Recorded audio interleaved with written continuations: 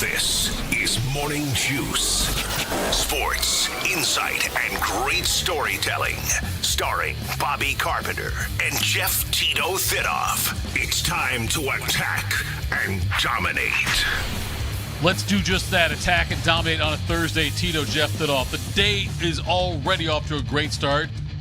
Because whenever I see his smiling face, I have to smile myself because I love him. I see Bobby Carpenter. Carp, it looks like we are in good shape so far, technologically speaking.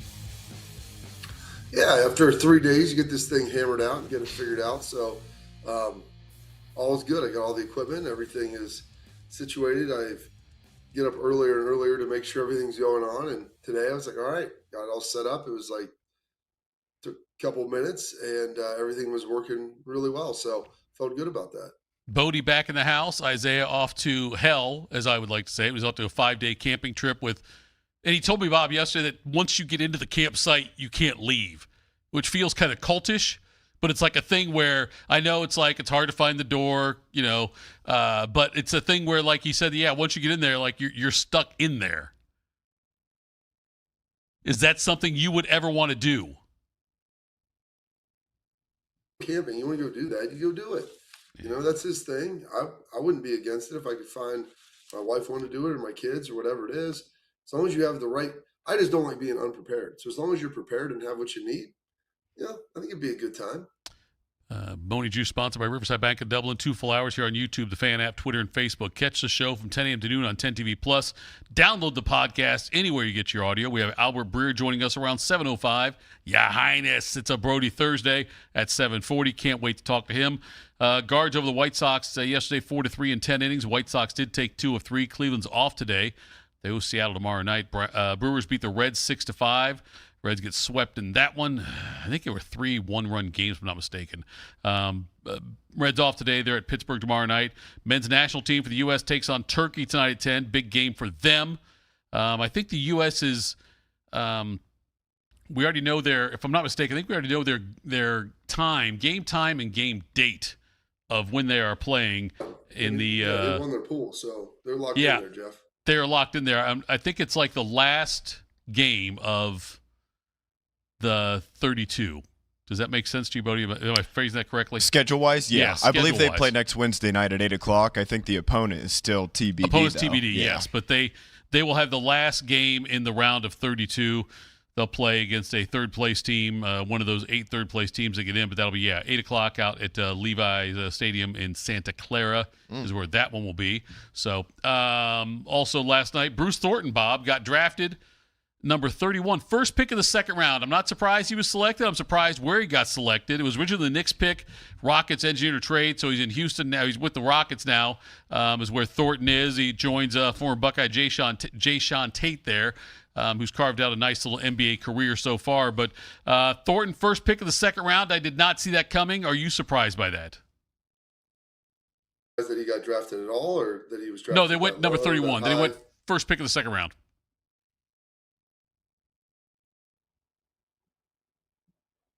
Are you surprised that he went high, low? Yes. I'm surprised he went first pick of the second round. Yes, that's what surprises me. Did you think he would go higher or lower than that? Lower. I thought he would go like probably about 12 to 15 picks later. I was surprised that, and somebody also went up, and the fact that somebody sought him out and traded for him at that point. I mean, the Rockets must be very, very high on him. Yeah, I mean, he shoots the ball pretty well. He's a veteran player. He comes in, he should, be fairly established. There's limits athletically on what he can be, and that's probably the issue. He's not the biggest guard in the world, and he's not the most athletic guy that you're going to find out there on the perimeter. And so I'm with you. I probably thought he was going to go a little more mid-second round, but good for him, man. Like that's great. The Rockets trade up. They want him. Obviously, they think that they can develop something there. All right, Bob, you have the task, as you always do, of making me smarter. Let's do it. Time to get smarter. Morning Juice presents Today in History. Here's your professor, Bobby Carpenter. All right, Carp. Poof, David Copperfield, work your magic. It's Thursday, June 25th, the 176th day of the year, 189 days remaining. So 7 days from now, we will flip it to where we will have more sand in the bottom than sand in the top in this 2026. This date, 1780, Virginia becomes the 10th state to ratify the U.S. Constitution. This date, 1967, All You Need Is Love, premiered by the Beatles in front of 400 million people on television. It's quite a pull there, Bodie. A lot of guys watching, apparently.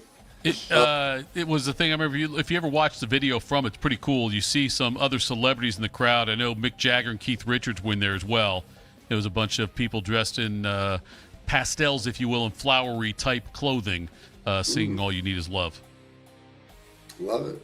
That's terrific. In 1968, in his first Major League Baseball game, Bobby Bonds hits a grand slam for the San Francisco Giants. Form in one capacity or another. High fly, very deep to left center, way back. The wind's got it. Back she goes. Say goodbye. It's way back in there. A home run for Bobby Bonds. Hitting that thing, good for him. Getting it done and being the father of the greatest baseball player of all time. Oh, geez, 1969, These Eyes by the Guess Who hits gold. These eyes have seen a lot of love, but they're never gonna see another one like I have. These eyes. Better version, Bob. That one or the one by Michael Cena in Superbad? Michael Cera. Yeah, Michael Cera. I was waiting for that. That's pretty good. Sing it. You're what's his name's brother? Yes. That was so great. So bizarre, but very, very entertaining, to say the least.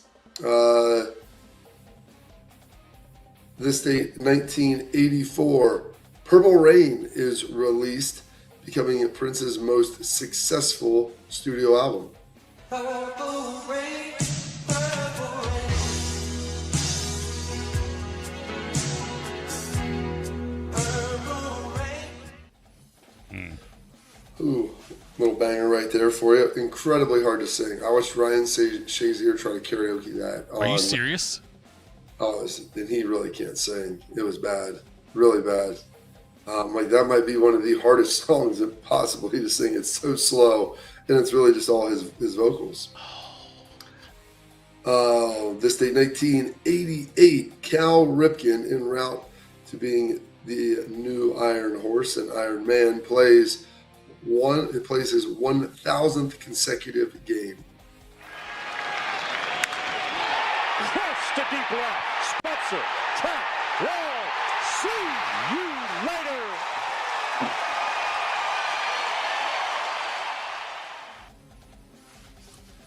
There He had a goes, streak, all Bob, over for Cal. a while. Like a Joe Thomas kind of streak about as far as like consecutive innings played. Where for a while, I know like in 82 and 83, he played every inning of every game. I'm not sure how far it went, but he played. He had one of those things where it was not just every game, it was also every inning of every game. I'm not even taking him out. Good for him. 1991, Martina Navratilova wins a record 100th singles match at Wimbledon. What a way to end it.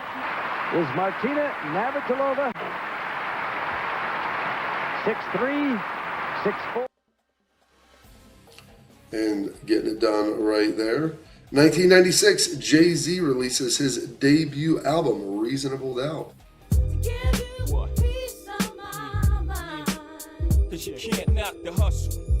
But do you think you are? That sounds nothing like Justin Zwick. No. Well, that's the original Jay-Z. Oh, the other one. And then in 1997, some big news for Columbus. The NFL approves the expansion of 5 franchises. Nashville would be coming a year later in 98, Atlanta in 99, Columbus in 2000, and Minneapolis in 2000 as well. And birthing the CBJ. For a league that just 30 years ago resided in only 6 cities, the millennium will see NHL frozen ponds and glowing pucks in 30 including the capital of country music and the home of the Buckeyes. Rich Eisen has more on why your teenager needs to trade in his rollerblades for ice skates. It's called Career Opportunity. Called Career Opportunity. And Americans, honestly, that's crazy that happened, but that is Americans start playing a lot of hockey and playing it very, very well. Born in 1903, the famed writer of Animal Farm, 1984, among others, George Orwell. And born in 1942, the big man for the Knicks, a part of their last NBA championship runs, Mr. Willis Reed. And I think we see Willis coming out. There he comes right now. 6'10" from Grambling. The captain of the Knicks, the most valuable player of the NBA. Frazier then slows it down, is picked up by Jerry West at the top of the post. Reed. Willis Reed scores the first bucket here tonight. And Reed now is outside. There's his second shot. He is 2 for 2. Willis Reed. Scored the first 2 buckets, not another point after that, I believe, Thitoff. It's funny, Bob. I think that we had a discussion with Shark one time. He played more minutes. Most people think like he just did that and then left the game. He ended up playing. I think he played more. He played like 20 minutes in that game. Yeah, he played a lot. He just didn't have any other points, I believe. He scored the first 2 baskets in that game. Yeah. I'm trying to look at the box score from it, but yeah, like I always thought that because based on the way it was perceived by people that he just like that's all he did was he just came in there, scored those points, and then left the game.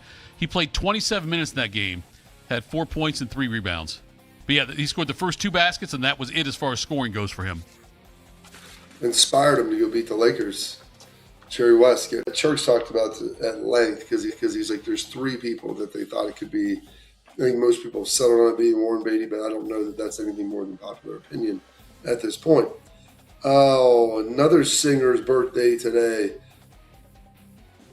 One of the 2 duos of Wham fame. Born on this date, 1963, Mr. George Michael. Last Christmas, I gave you my heart. Play a Christmas song. Come on. You gave it away. Play that before you go, Bob. Really? That's the fact that that's the one Isaiah chose, Bodie. That is remarkable. That was me, actually. Oh, that was?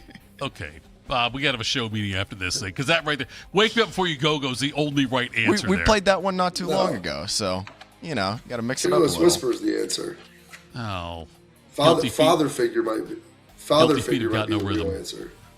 Your father was father figure was just George. Oh, you're right. It was just George Michael. So you're right. Yeah, you're right. It's George Michael's birthday. Okay, I started to say, wait, it's not Wham, but it doesn't have to be Wham. George Michael, right? I want your sex, Bob. Of course you do. Born on this date, 1966. One of the great NBA big men, Mr. Dikembe Mutombo. Weatherspoon gets it up. Fresh 24 for the Sixers as Clarence tries to jam his way. A can against Mutombo, and Dikembe says no. Clarence and Mutombo says no. Mutombo shaking his finger. Yes. There we go, shaking that finger. Mutombo on the famous end of when Jordan closed his eyes and shot a free throw. He said, "This is for you, Mutombo," and then knocked it down with his eyes closed. He also is in, is it a Snickers commercial that he has? Yes. He goes, that way he blocks everyone's shot? Yeah. He's blocking a paper wad in the trash can, stuff like that, yes. Oh, yeah. Passed away 2 years ago now, unfortunately. Yeah. Born on this date, 2002, turning 24 years young, former diver turned singer, Mr. Benson Boone.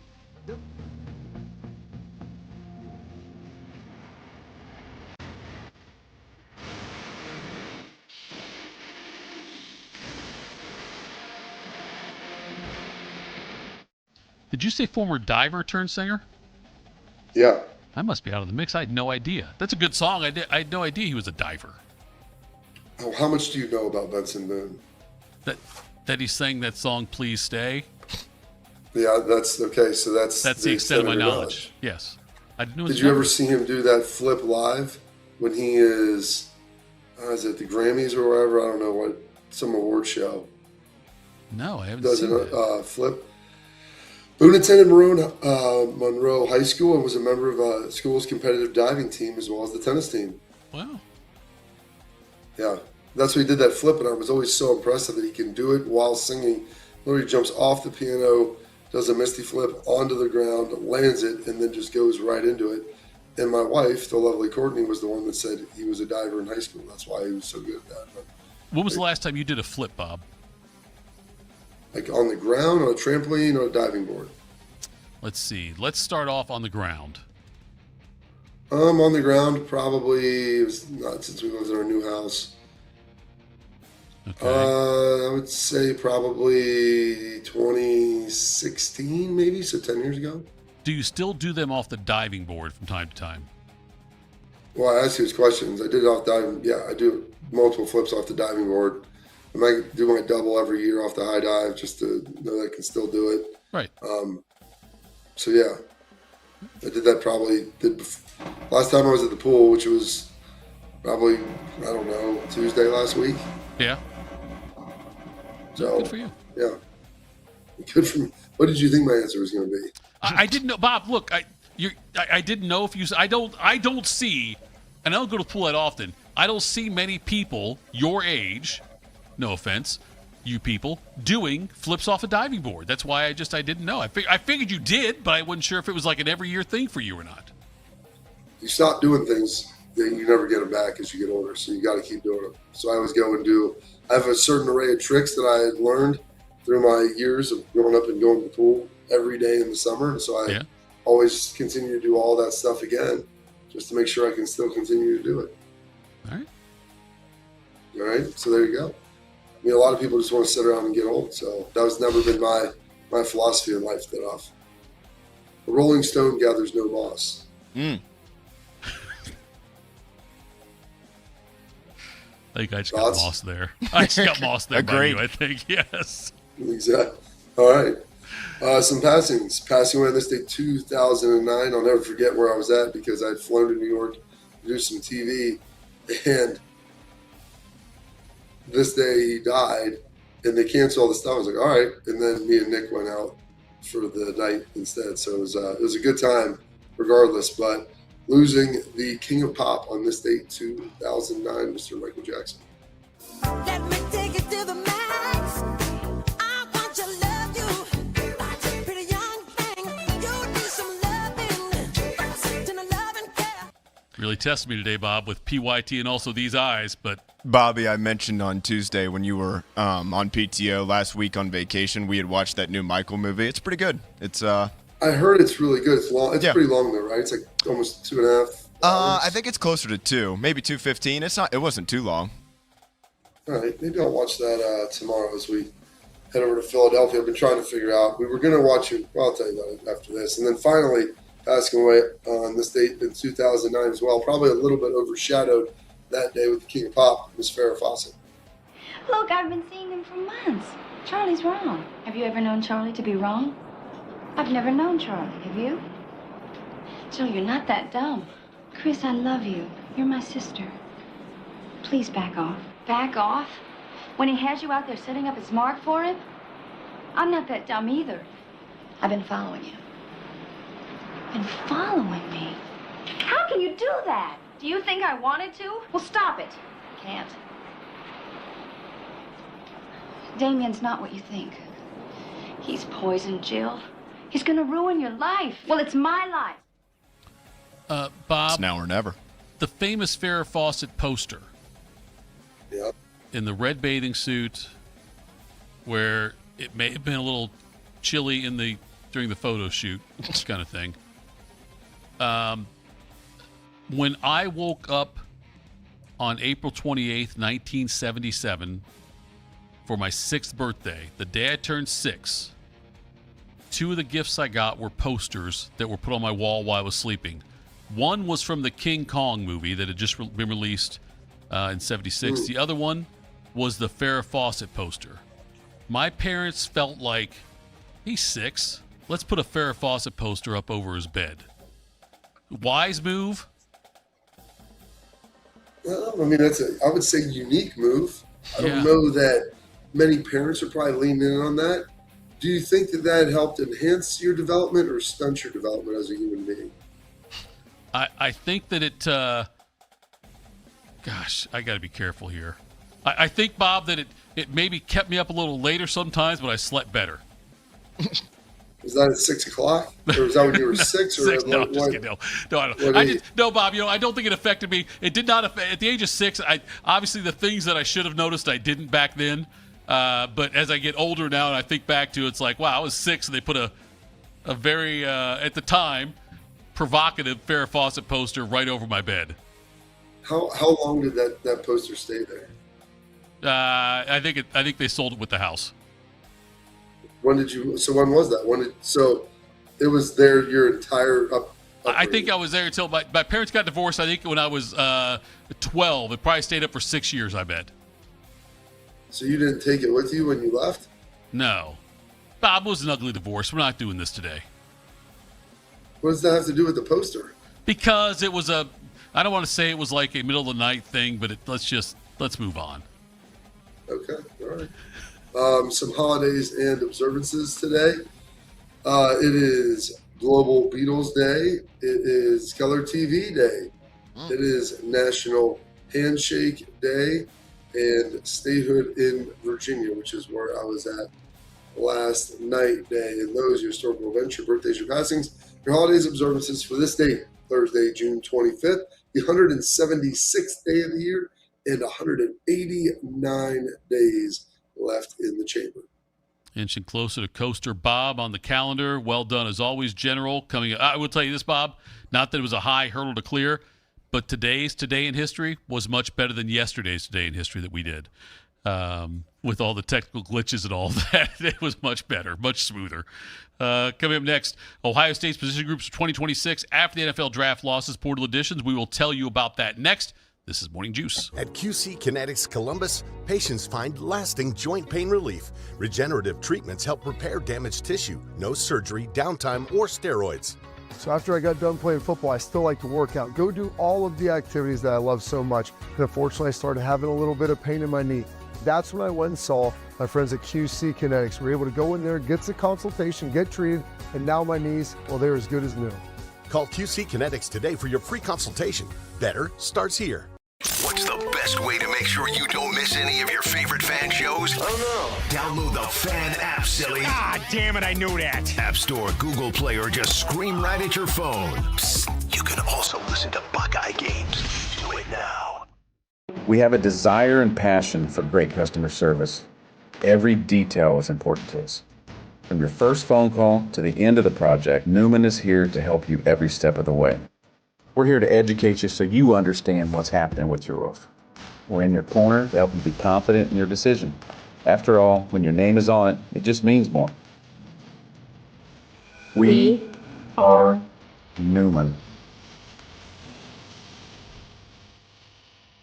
Since 1969, Germain Toyota of Columbus has been delivering an exceptional experience to Central Ohio drivers. Whether it's versatile SUVs, stylish trucks, or efficient hybrids, Germain Toyota has a great selection of new and pre-owned vehicles at customer-friendly rates, backed by 2 years of maintenance with Toyota Care and same-day service from our trusted team of technicians. Experience the difference with every drive at Germain Toyota of Columbus.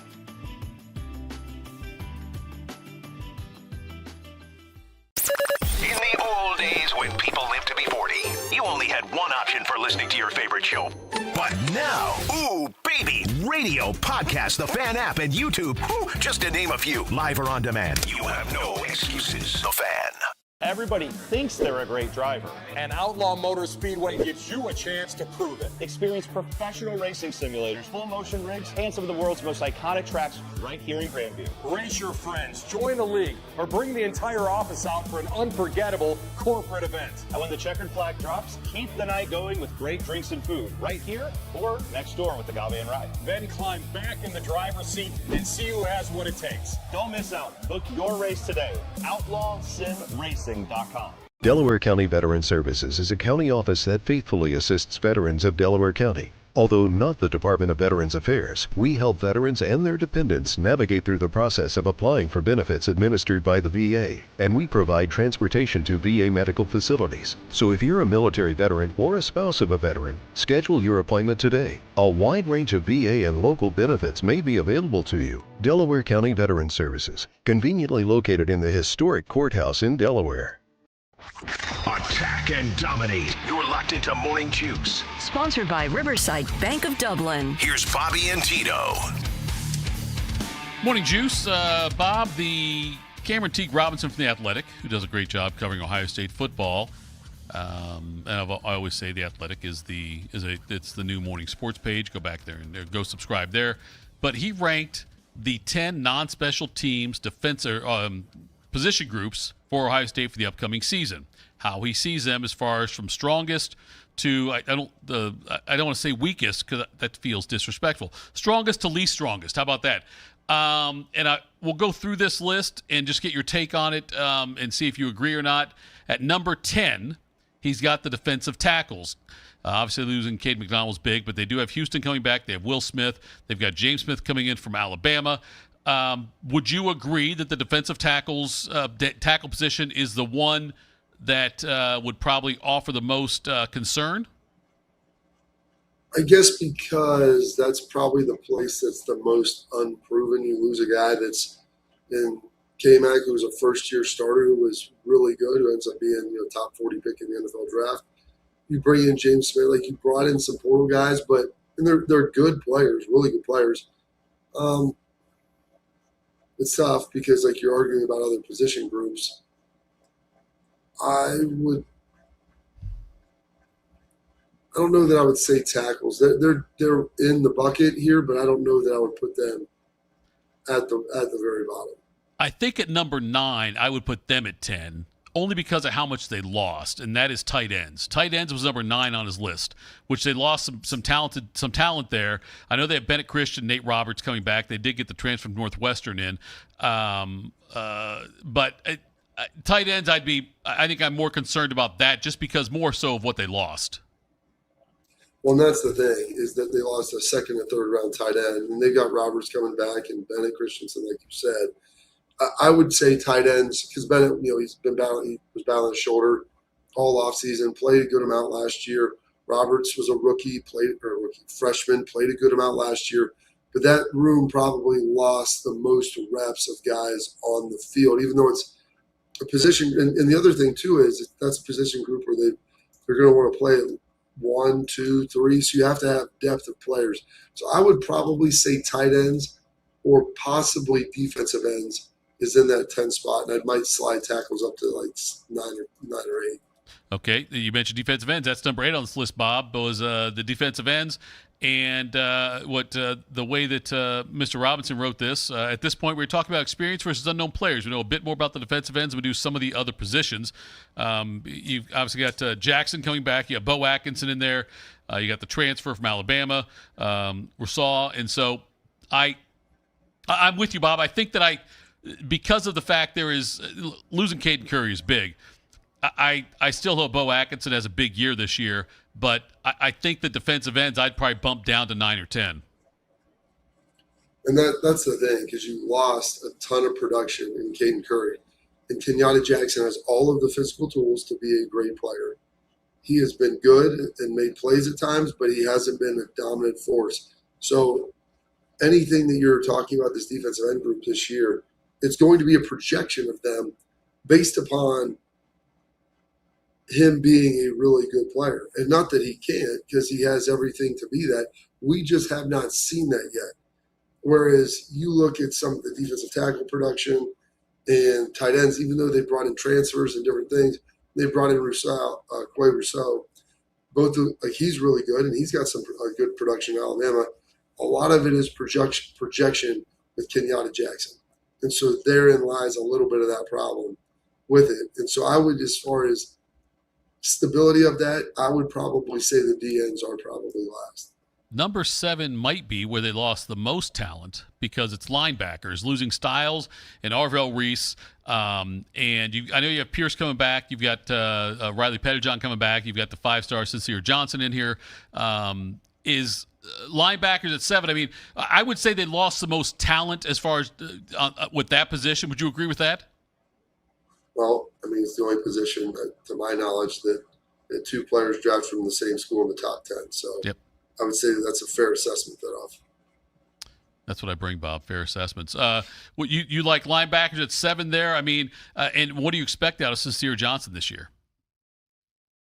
Here's the thing. Everybody leans into like the new shiny toy. I don't know how much Sincere is going to play. I think they'll want to get him on the field. He was battling some stuff in the spring. Played well when he was in there, but the big thing is, when you start looking at it and saying, what do you have coming back?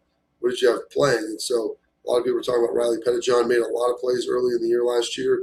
He recovered this offseason from a shoulder, so he didn't get to play in spring ball. But Peyton Pierce was really good when he was on the field, and he played a good amount. And he was like the rotational piece. Whenever they went 3 linebackers, he was in. He would spell Sonny. He would spell Arvell. He's going to be a really good player. It's just who's going to be in there with him. Is it Christian Allegro? Is it TJ Alford? I mentioned Riley Pettijohn. They've got some other guys that they've been rolling through. But that other piece is still very uncertain. And so unlike the last 3 position groups that we've mentioned, they have a returning starter. Because I would consider, I think James would too, Peyton Pierce, a starter last year. They have a returning starter that, albeit maybe didn't get the volume of reps, but had a ton of production. Caused fumbles, interception, was always around the ball. Like Peyton Pierce is a playmaker. And so I would say them at 7, I might even put them above the running backs, to tell you the truth, just because of how good I think Peyton is and what he did last year. And then I think the combination of the guys that they have around him, James has been doing a really good job developing them. Ohio State gave up 10 sacks in the postseason, and Cameron has the offensive line at 6 as far as on this list here. And, 4 starters coming back. Not sure which or where they'll be starting necessarily on the offensive line, all of them, but 4 starters, though, coming back. And I feel good about the offensive line. Is 6 fair, you think? Do you think that, like when you say fair, meaning do you want them lower or do you want them higher? I thought they might be a little bit higher just because of the experience they have coming back. So you have guys that are preseason All-Americans and Luke Montgomery and Austin Sarabel. You have Carson Hinsman, who's a multi-year starter at center, who's been really good. Phillip Daniels was pretty good last year. There were some times where he did struggle a little bit, but I feel pretty good about him. So those are 4 guys. The question is, who will the 5th be? And, I would probably wager right now that it'll end up being Ian Moore, and they'll slide they'll slide Austin Sarabot over to right guard. And so then you got Ian Moore, and it's okay. He was highly coveted in the portal, as Austin said yesterday. Teams had offered him a lot to leave. He chose to stay for less, and he's got to be really good. If he's really good, I think this is probably one of the best position groups in the country, let alone at Ohio State. And so I think 6 probably is a little low. I thought they'd be in the top 5. I thought they might be 4th. At number 5, you've got the running backs. Losing Donaldson, losing Peoples, but you do have Bo Jackson, Isaiah West, hopefully both healthy.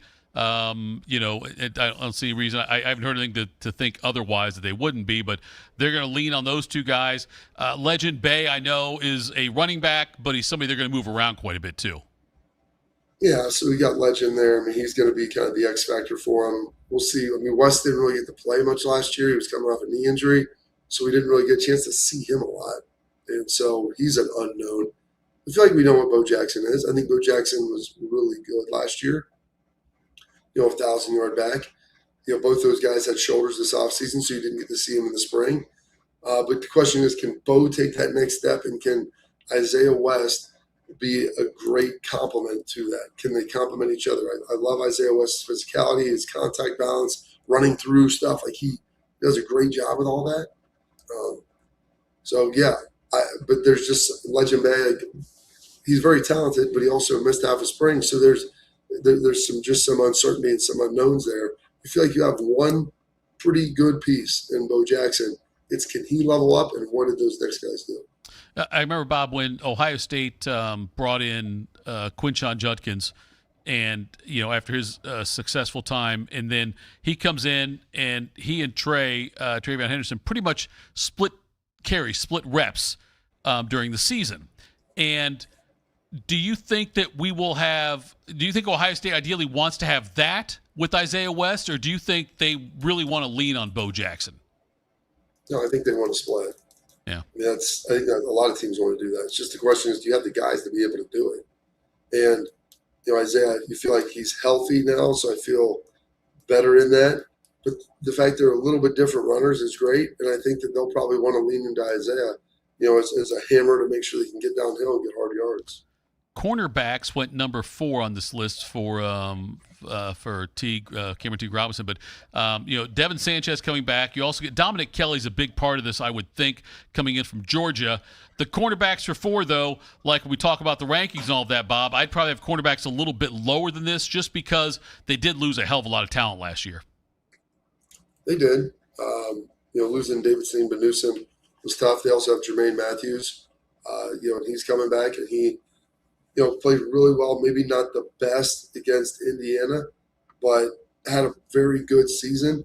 Question is, do they slide him inside? And when this, so you're talking just nickel and safety. You feel like Jermaine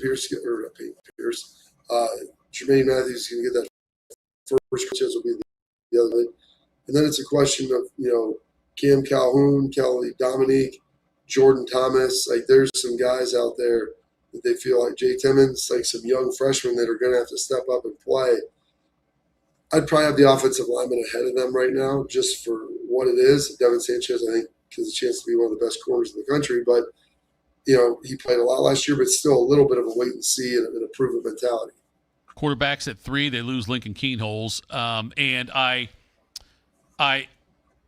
Lincoln Keenholz's experience and time in the system certainly was beneficial. I don't know how big of a loss it's going to be, and we won't know unless we have to lean on Tavion St. Clair for Ohio State, unless they have to lean on him. But Keenholz was a tremendous soldier while I was here and put his time in, and I think got better. And so he's got quarterbacks number 3. I remember you telling me at one point that you thought Keenholz has NFL potential. Has anything changed for that for you? Or do you still think he's got the potential to be an NFL quarterback? Now, I'm not saying to be a starter and be Peyton Manning, but to be on an NFL roster. Yeah, I think that he has. I would say, I don't know if he's a first-round talent. He's got to go play. He's never really played a lot on the field. But I would say he definitely has the ability to be a day 2 quarterback with his raw athleticism in his arm. He can sling the football, and guys love him. He came back up. He was at the spring game. He came over and ate with the team afterwards. Guys love him. He is a great leader, and it's very exciting to see what he could potentially be. So I think, I told someone Joe Burrow left too. I don't know if he'll be, the height of what he can be. I don't know if he'll be a first rounder, but I think he can be a 3rd to 5th. And I would say the same thing about Lincoln Keenholz right now. It's just a question of him, how much he continues to improve and on the field. And I do like where he's at down at Louisville with Brom, and I think he has the ability to probably, maybe be one of the best quarterbacks in the ACC. I will watch more Louisville football this year than I ever have before in my life, Bob. I think the last time I watched as much would have been Howard Schnellenberger being there back in the late 80s maybe. That'd be the last time I watched Louisville football, but I will watch a lot of it this year. I'm a huge Keenholz guy. Incredible athlete, just incredible. At number 2, he's got wide receivers. So he did not have wide receivers number 1 on his list. You've got obviously Jeremiah back and Brandon Inniss, and you've got some pretty good players also as well. Kyle Parker from LSU, him heading over, and then the Chris Henry Jr. thing. And in this article, Cameron Teague Robinson says that I debated putting receiver number 1 simply because Smith is the best player in the country, but he said that he thinks it's the number 2 one. Inniss returns will be expected to take the next step in his 4-year development. And then a guy like Parker is going to be up there fighting playing time, and who knows with Chris Henry Jr. Do you think receivers should be 2 on this list? So you got the best player, like you said.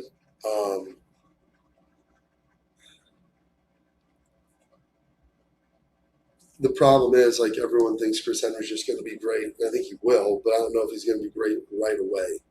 Therein lies the problem. When what will his development look like through the year? I know he'll be a heck of a lot better in December than he's going to be in August. So he's going to continue to improve. I feel pretty good about Brandon Ennis in the slot. The question then becomes is like the other pieces around it that you brought in. Parker, obviously, very talented player. McEwen's got some really elite speed. And, the real question becomes is Guilford or Boyd going to step up? And even Phillip Bell was really good. So, when they spell Ennis, who will be that other slot guy? But mostly, like, who's going to be the other guy on the outside? And I would think that it's going to be Brock Boyd if he continues to ascend and play well. Had a great spring, but he has to continue to improve. And you roll him, with Chris Henry, with Guilford, move those guys around. You can do that stuff, and then maybe get some of the other smaller guys in there too. Get the Devin McEwens and Kyle Parkers, and let those guys catch and run. That's been the big emphasis this year. But I would probably have had them as number one. Okay, his number one then, if you're following us with playing the home game, is safeties. And that part surprised just because of how big the loss was of Caleb Downs. And I know you've got McLean, Jalen McLean, you got Leroy Roker coming back, but then you've also, Earl Little Jr. out of Florida State. There's a lot of hype around him, but it just feels like losing Caleb Downs might be the most significant loss out of all of these positions because of how important he was beyond just skill level, but also as a leader. Oh yeah, I mean he directed the defense. And him and Sonny Styles did a great job of getting him in what they needed to do, like the scouting, all the stuff, the tangibles that Caleb brought, not to mention his high play on the field. But Jalen McLean played really well. I thought Roker did a great job when he came in against Miami. When Styles got hurt, played really well. I was very impressed with him for being a second-year player, I believe, last year, coming in who hadn't played a whole lot and was very good. And I think Earl Little was supposed to be the Caleb Downs-ish player, that transfer that comes in, really talented player, very different than Caleb Downs. But I would probably have put receivers here and then safeties probably at second. All right, coming up next, folks, do some quick hitters, Morning Juice. I'm Meredith Garfalo, meteorologist at 10 TV News This Morning, and I'm an Ohio girl. I love golf, aerospace, and all things Ohio sports. For nearly 20 years, I've studied the patterns that shape our days, from winter wonders on the south side to dangerous storms along the I-71 corridor. When the weather changes, you'll be the first to know, because you need a forecast that moves as fast as you do. Make the move to 10 TV News This Morning, weekdays from 5 to 9, anywhere you watch. Do you need a bank that truly values local business in this town and the opportunity to work right alongside them as partners? Whether you're a small business or a large operation, Riverside Bank of Dublin has the right tools for the job. Riverside Bank of Dublin has the experience of working right here in Central Ohio. They understand the business climate in our area, and they're going to help you reach your goals. So whether you need an SBA loan to get your business off the ground, a line of credit to keep your business running smoothly, or equipment financing to get your business up to scale, Riverside Bank will tailor a solution that fits your needs. Visit them at riverside.bank or stop in to get to know them in person at 6300 France Road. Riverside Bank of Dublin, member FDIC, equal housing lender. When you think of brands that are customer focused, one thing they all have in common is that their values and commitment to quality have been passed from one generation to the next.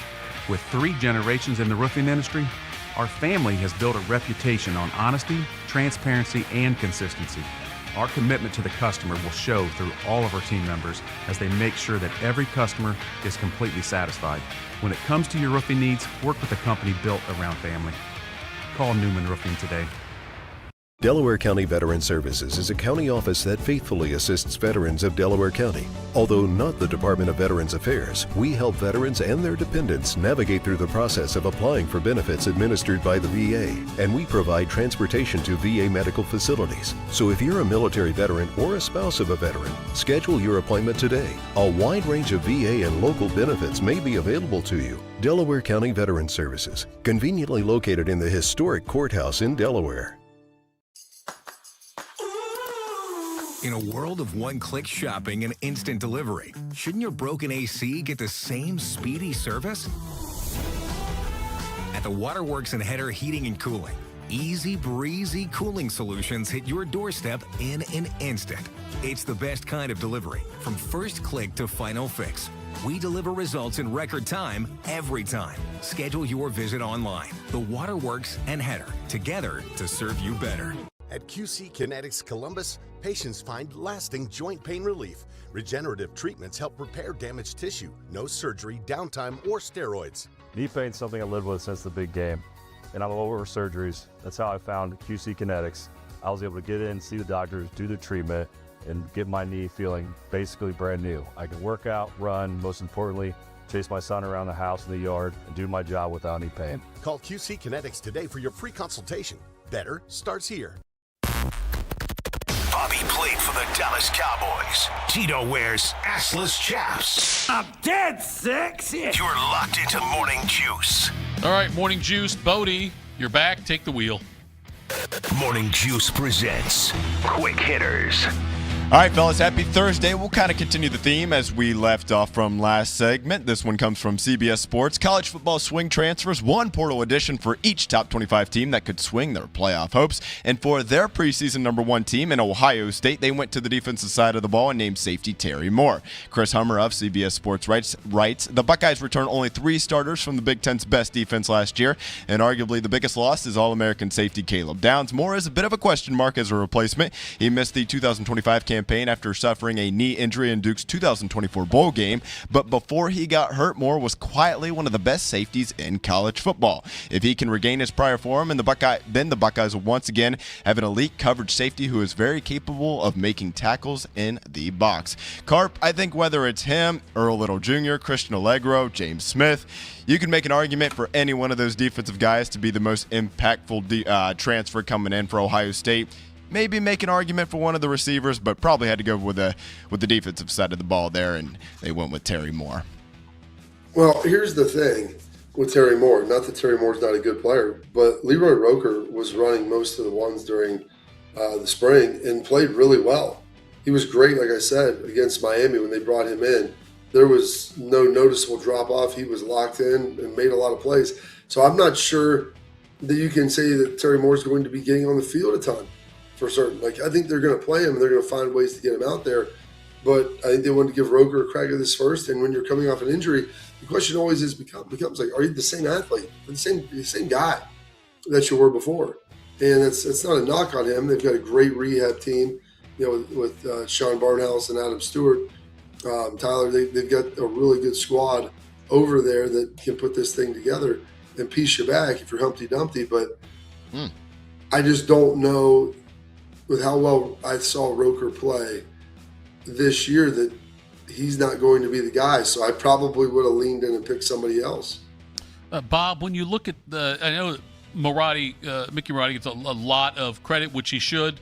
Body by Marotti, fantastic job with getting players, transforming their bodies. And now obviously with Anthony Schlegel over there as well pitching in. I consider the Marotti and the strength and conditioning program among the elite in college football. Is that fair to say? Sure. Okay.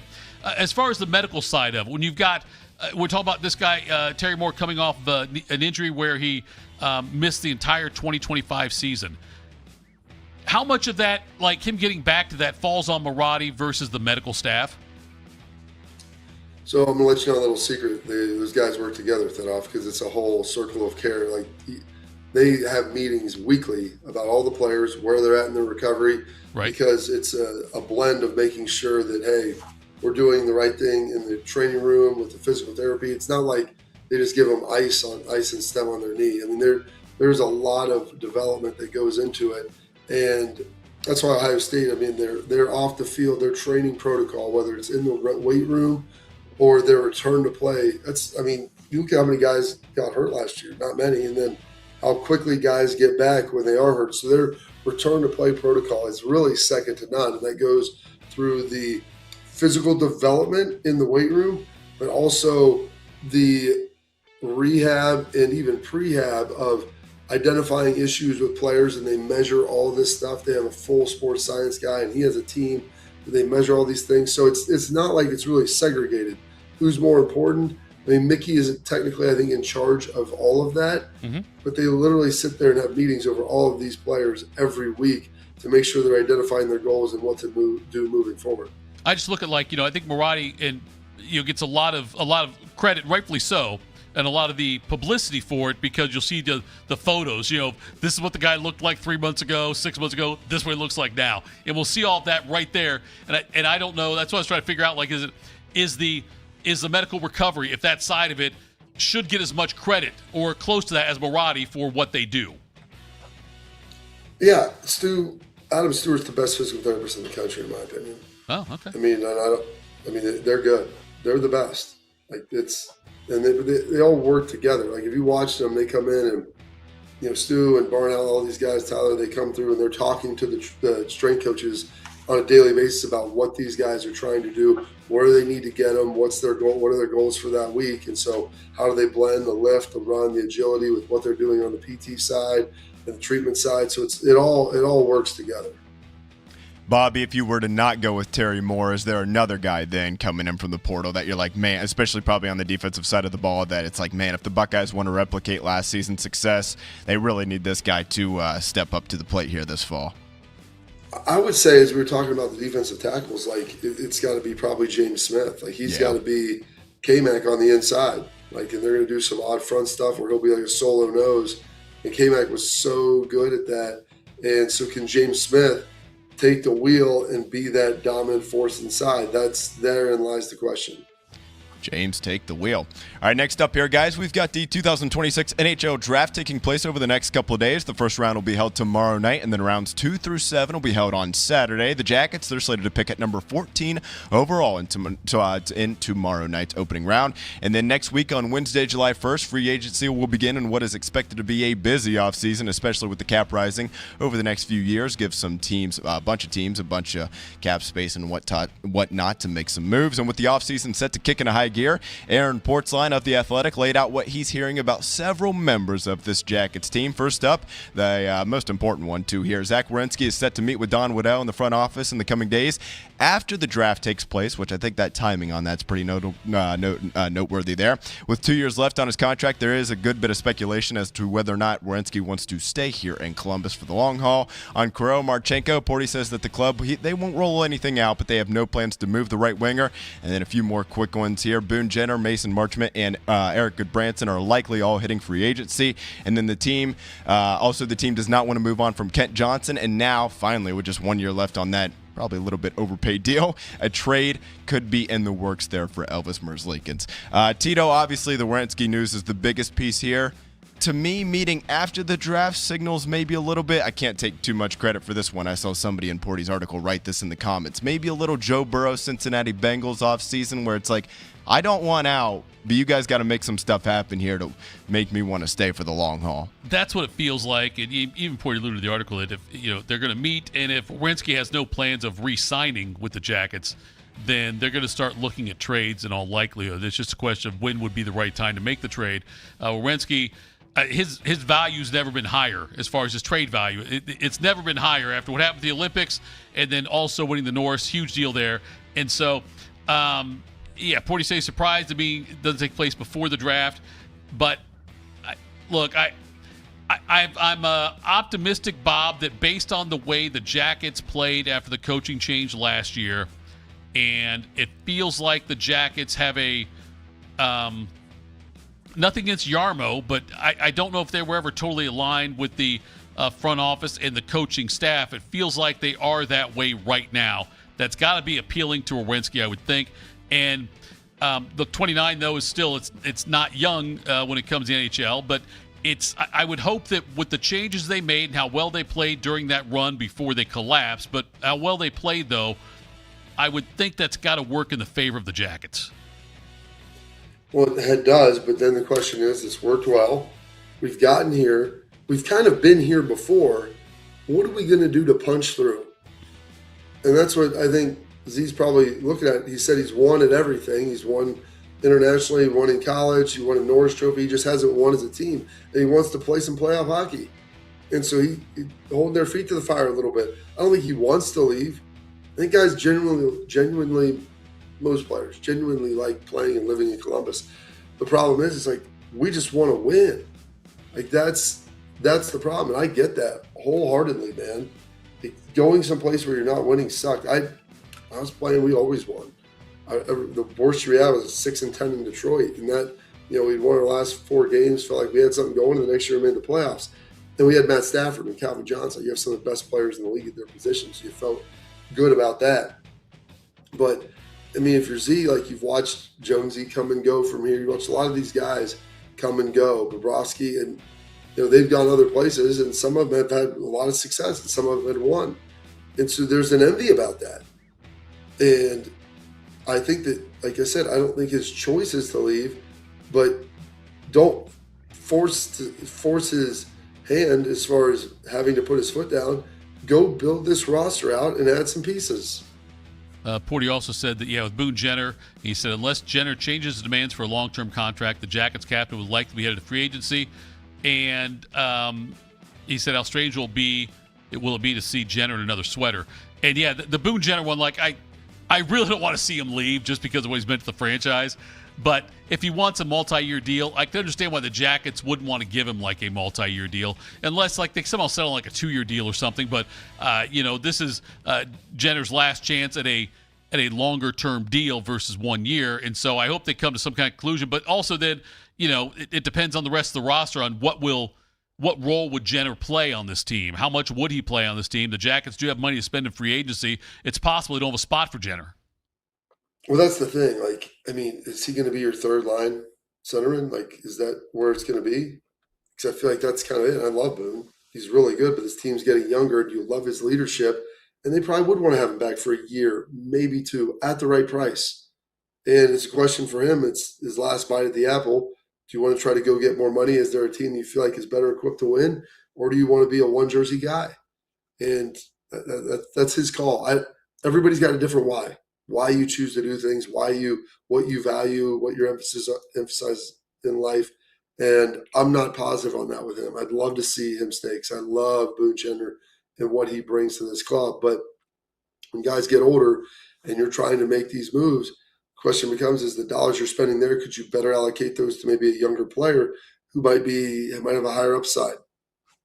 I get the sense, Bob, too, that even if Jenner were to leave and go somewhere else for a couple of years, eventually he's going to find his way back to Columbus in some kind of role within the organization. Well, I mean, a lot of guys have come back and done that. I don't know if he wants to get into coaching or wants to be a part of it, but we'll have to see how that looks.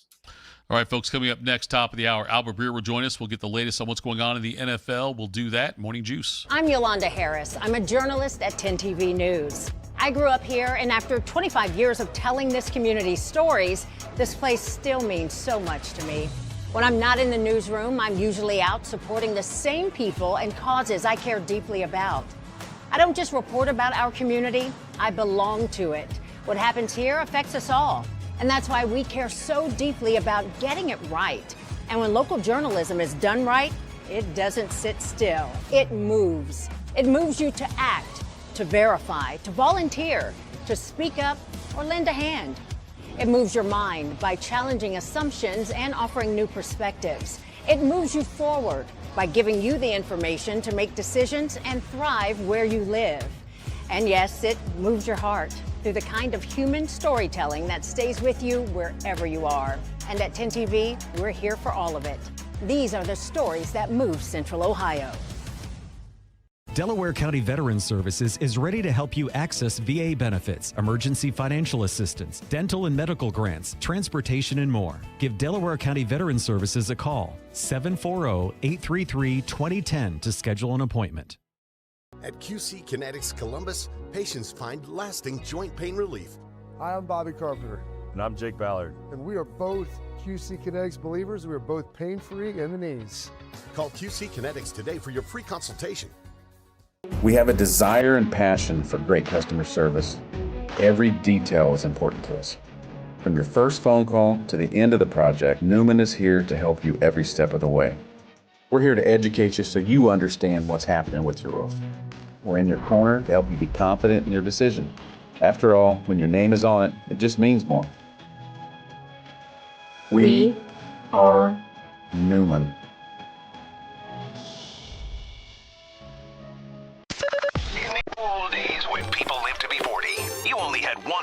listening to your favorite show. But now, ooh, baby, radio, podcast, the Fan app, and YouTube. Ooh, just to name a few. Live or on demand. You have no excuses. The Fan. Since 1969, Germain Toyota of Columbus has been delivering an exceptional experience to Central Ohio drivers. Whether it's versatile SUVs, stylish trucks, or efficient hybrids, Germain Toyota has a great selection of new and pre-owned vehicles at customer-friendly rates, backed by 2 years of maintenance with Toyota Care and same-day service from our trusted team of technicians. Experience the difference with every drive at Germain Toyota of Columbus.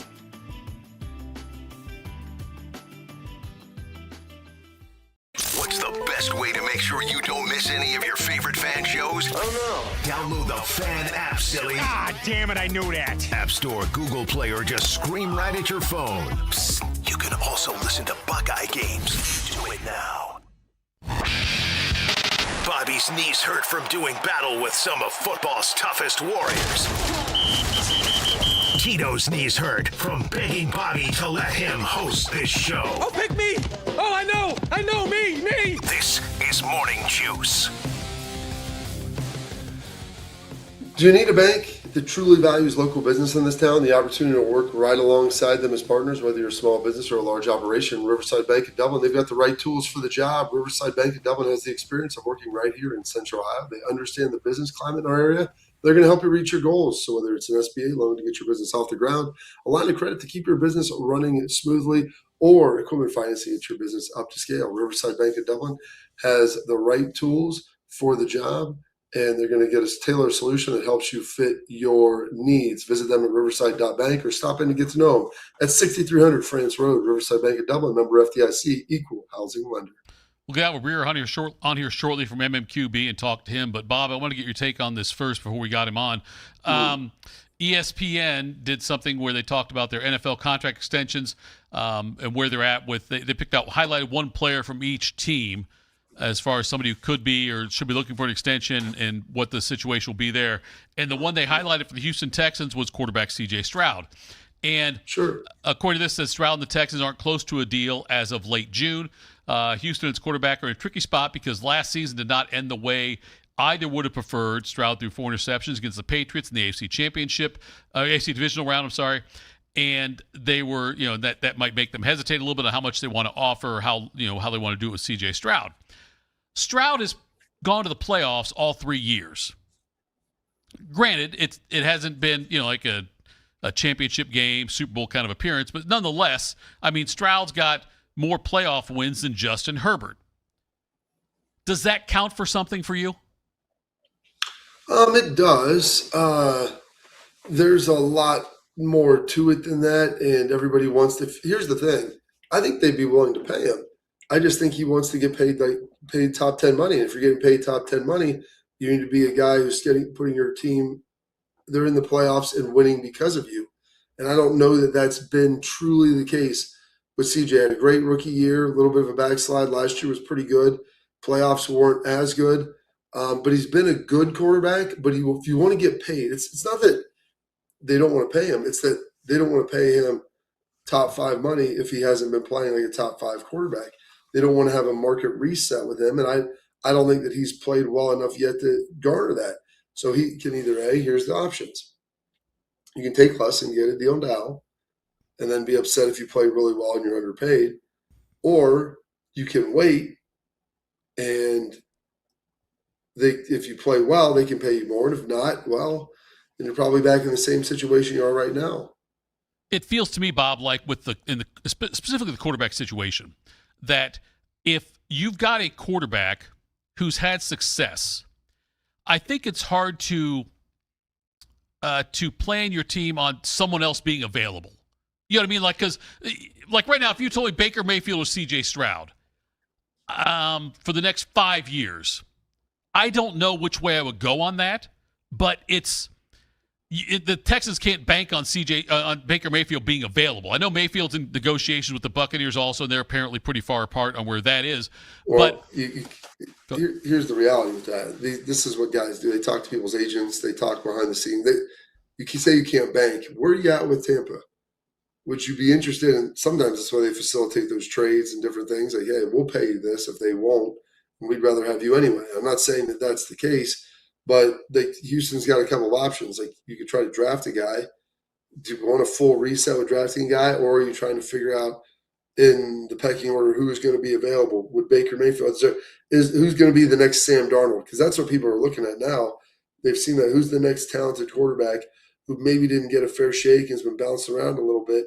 Can we bring that guy in and rehabilitate his career? Albert Breer joins us now from MMQB. Albert, we were just talking about C.J. Stroud and kind of making comparisons a little bit, I guess, on would you rather have C.J. Stroud for the next 5 years or Baker Mayfield? I know the cost plays a lot into that. Who do you think gets an extension first, or do you think they both get extensions, Mayfield or Stroud?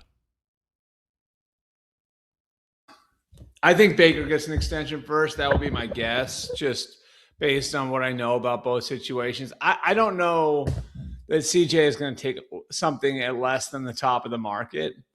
And, that's generally, to be fair to him, the way it goes with guys who are drafted in the first round and develop and then are re-signed by their own teams.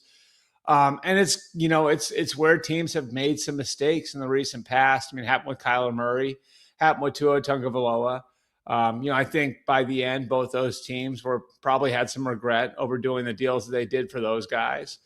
And so, I'd say like with Baker, it's a little different. He's going into a contract year. CJ still has the 5th-year option for 2027, so he's under contract for another year. And I think Baker is probably – I think the market for Baker is a little more defined, just in that I think right now it's going to be somewhere between $50 and $60 million per year. And that's because the franchise tag is at 50. That's because there are comps for him, whether it's Goff or, look at what Tua got or what Brock Purdy's gotten in San Francisco, where, you could say, all right, like he deserves to be 55, 60, somewhere in there. And I think Baker's motivated to stay in Tampa after everything that he's been through. So I would say Baker Mayfield probably gets done at some point between now and week 1. It wouldn't surprise me if CJ Stroud has to wait until 2027 based on what his ask is right now. Not saying it can't get done, but he has had a really strong spring, and it looks like their offense is going to be a lot better than it was a year ago. Well, there have been some injuries. There's some stuff that have played into that, Albert. And so I get it. Yeah. Like I said, he could take it last, but if he wants a market reset, then you're going to have to play like a market reset quarterback. I've seen some of your stuff on social media and putting a lot of things out there, putting an article together. Explain to everybody the Brendan Sorsby situation with the NFL and what all transpired with that. Yeah, I think, Bobby, it really kind of starts with what the NFL wanted to do all along.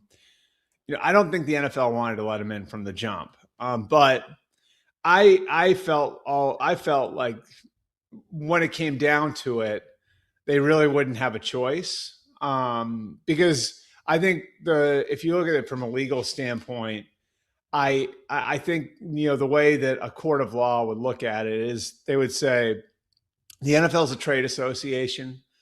Brendan Sorsby is not a member of its union, and a trade association can't block someone's employment. A trade association would have to leave it up to the companies. And if you look at the NFL as one big company, well, then we get into the antitrust stuff, and that's big picture stuff that the NFL does not want to get into, So, like, I felt like from the beginning, like it was, we don't want to let him in. We would like to make a statement on gambling here, but, ultimately, we also don't want to fight Jeffrey Kessler in a court of law. I think what they did here was they gambled that the kid is going to say, all right, like I've exhausted all my avenues and I'm going to wait until 2027. Whether or not he does that remains to be seen. I don't know one way or the other, what he's going to do. But I certainly think if you look at the history of the supplemental draft, they've never, to my recollection, have rejected somebody, who qualified for the supplemental draft. For people who don't know, the way you qualify for it is it's sort of for guys who have nowhere to go. If your eligibility status changes between the draft and the beginning of the season, then you can apply to have a supplemental draft held for you. And these are really sort of individual supplemental drafts. It's not like there's one big supplemental draft every year. which allows teams to bid on you. And so, on paper, at least, Brendan Sorsby checks the boxes. He was eligible to play in January, February, April, March, April. His eligibility status changed after the draft. He lost his eligibility. And so now, after going through the process of getting an injunction and then withdrawing the lawsuit because the conference was going to sue, he really has nowhere to go. So, I think there is a way for him to get in now. And there is a way to have, to force the NFL to hold a supplemental draft for him by the end of the summer. It's just going to be a costly process getting there. And I think, whether or not he wants to do it's going to come down to his appetite for that fight. And with you, Albert, So, go ahead, Bob. Go ahead. Well, so with that, Albert, I don't want to allude to collusion at all, but the NFL has had some issues with that.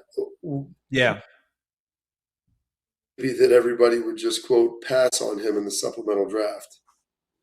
Yeah, I think that would look a little fishy. I think if they get to the point, honestly, Bobby, if they get to the point where this thing goes to court and they lose, I just can't imagine, because it would be pretty blatant, you know what I mean, and pretty out there. Yeah. It's hard for me to imagine a scenario where they would then pull something like that. Their collusion's probably been a little bit more subtle than that in most cases. So I think if they are forced to let him in, then I think they would have a legitimate supplemental draft for him. And look, I think, they've already sort of damaged his value, because if they had just let him in now, then if you're a team, you're looking at it and saying, okay, if we draft him on, call it July 20th, July 25th, whatever it is, then we're going to get him for training camp, and we're going to get to see him over the course of the 6 weeks leading up to the season and then through the season. And, we're going to, have a pretty thorough look at who he is before we make our quarterback plan for 2027. If you're drafting him at the end of August, then you have less time with him. So there's less time to make a determination. As you know, Bobby, if the guy's going to be a backup for you, the amount of reps he's going to get when you start the season, it's not the same as the reps he would be getting at camp. So you probably wouldn't be able to get as good a look at him as you would if you were getting him for day one of training camp. So there are all kinds of things that could affect his value that way. But I still think, because the importance of the position and the talent this kid has, which, if all things were equal and he had played for Texas Tech this year, he had a chance to play himself in the top 5 of the draft. The comp I've heard for him is Jay Cutler, and Jay Cutler was the 11th pick, So, I think that there was, I think that there's certainly been a lot of damage done here already. And I think to say the kid isn't already paying a price, even if you let him into the supplemental draft, is probably not paying attention to what's been happening over the last couple of months. Brandon Ayuk and the 49ers continue their standoff. Ayuk came out and said, hey, if they cut me, I'm going to the Commanders, is what he said. How is this going to end? Well, I'd say ugly, but it's already gotten plenty ugly.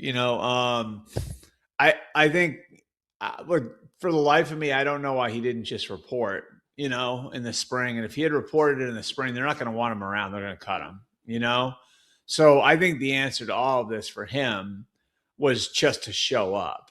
And once you show up, then they're not going to want you around. And now you're going to get your freedom. So I think the next checkpoint for all of that is the start of training camp. I don't have the Niners report date in front of me, but I think it's probably like the rest of these teams. Well, maybe a little earlier because they're going to Australia. So maybe it'd be like July 25th, something like that. I think the play for Brandon Ayuk is to report to camp. And then once you report to camp, they got to cut you because they don't want you around. Yeah, it would that make a lot of sense. And like you said, Albert, I don't know why he wouldn't have done that initially and forced their hand. Yeah. And it's always interesting the advice that everybody gets with those situations. What do you know about the I mean, where does the Terry and Arnold situation go up in Detroit? This is one of the craziest things that I've seen. And I mean, is this a commissioner's exempt list issue? I mean, Yeah.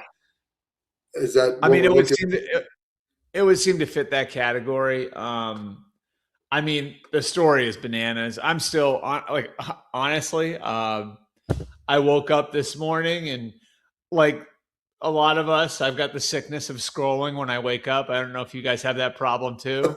But it was one of the first things I saw was some of the details that came out overnight. And I would think like it's sort of one of those where it's out of the Lions' hands now. You know, they could cut him.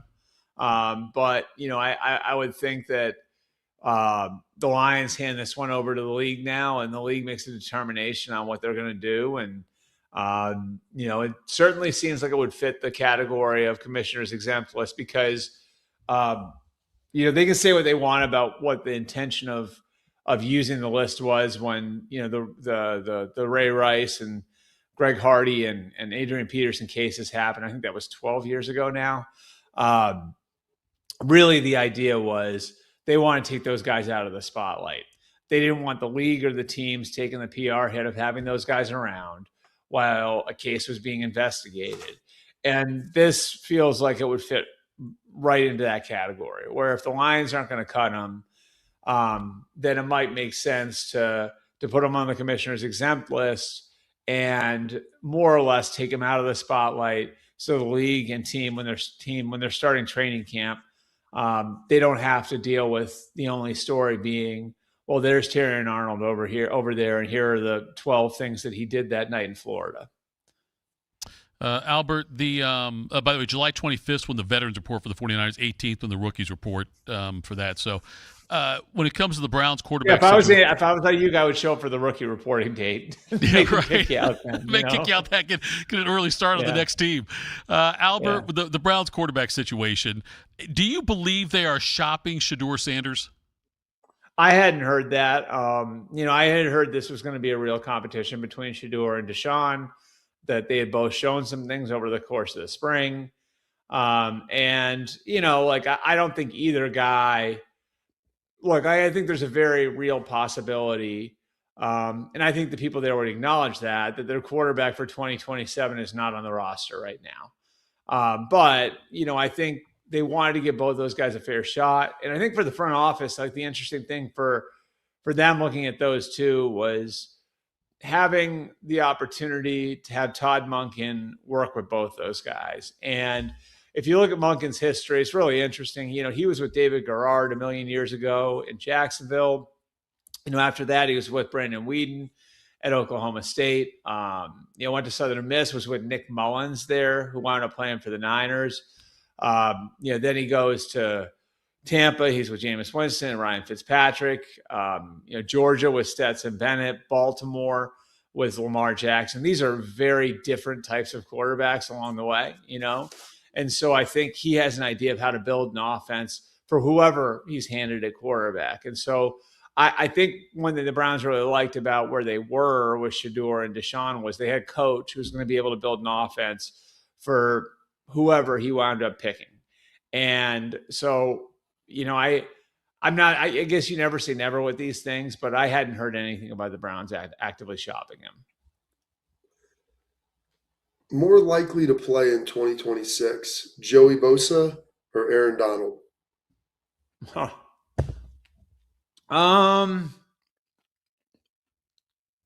I could see Bosa feels to me like let's see if the right situation comes along and let's see how I feel. And I think with Bosa, it's one of those, you know, do you get the itch on July 30th? Do you get the itch on August 14th? If a team calls you, you know, on September 25th because they had an injury, like, does that seem like an easier thing for you to wrap your arms around than going through a full training camp? With Aaron Donald, I think it's a little bit more cut and dry. There's just different situations, you know. With Aaron Donald, I think it's like the Rams having a conversation with him and saying, what do you want to do here? Like, do you want us to bring you in for the full 6 months? Do you want to come in for the last 4 weeks of the regular season, get your feet wet, or are you done? So they're just different situations. I'd say with Donald, there's probably a little more clarity on where he's at. I think with Bosa, it may be a little bit more. And I think I think there's a good chance he retires. But and look, like you heard Nick say it himself, right? Like I think Nick just kind of blurted it out a month ago or whatever. Which is like kind of. I love Nick, but it's very much Nick to do to kind of like just be matter of fact like that, So like I think with Joey, there's just like a little bit more uncertainty in that like he hasn't been through this before, like Aaron Donald's been out for a few years, and so I think there's that part of it where you don't know if you're going to get the itch, and you don't know if the right sort of situation is going to present itself. Albert, we appreciate the time. Thank you so much as always. MMQB's Albert Breer. We'll talk to you next week, Albert. All right. Thanks, guys. Have a good one. All right. That was Albert Breer there. Part of the best hour our show does every week, Bob. We've got Breer, and then we also have Ya Highness to close things out. But coming up next, who were the best 15 college football teams of the 1990s? We'll talk about that. Morning Juice. Do you need a bank that truly values local business in this town and the opportunity to work right alongside them as partners? Whether you're a small business or a large operation, Riverside Bank of Dublin has the right tools for the job. Riverside Bank of Dublin has the experience of working right here in Central Ohio. They understand the business climate in our area, and they're going to help you reach your goals. So whether you need an SBA loan to get your business off the ground, a line of credit to keep your business running smoothly, or equipment financing to get your business up to scale, Riverside Bank will tailor a solution that fits your needs. Visit them at riverside.bank or stop in to get to know them in person at 6300 France Road. Riverside Bank of Dublin, member FDIC, equal housing lender. I'm Brianna Albizu, traffic anchor for 10 TV News this morning. Columbus is quickly becoming my home, and this community has welcomed me with open arms. My mission is simple, to help you get to where you're going quickly and safely. Whether it's helping you beat the slowdown on 270 or giving you detours around major construction, we've got you covered. Because when your morning's on the move, so are we. Make the move to 10 TV News this morning, weekdays from 5 to 9, anywhere you watch. When you think of brands that are customer focused, one thing they all have in common is that their values and commitment to quality have been passed from one generation to the next. With 3 generations in the roofing industry, our family has built a reputation on honesty, transparency, and consistency. Our commitment to the customer will show through all of our team members as they make sure that every customer is completely satisfied. When it comes to your roofing needs, work with a company built around family. Call Newman Roofing today. Since 1969, Germain Toyota of Columbus has been delivering an exceptional experience to Central Ohio drivers. Whether it's versatile SUVs, stylish trucks, or efficient hybrids, Germain Toyota has a great selection of new and pre-owned vehicles at customer-friendly rates, backed by 2 years of maintenance with Toyota Care and same-day service from our trusted team of technicians. Experience the difference with every drive at Germain Toyota of Columbus.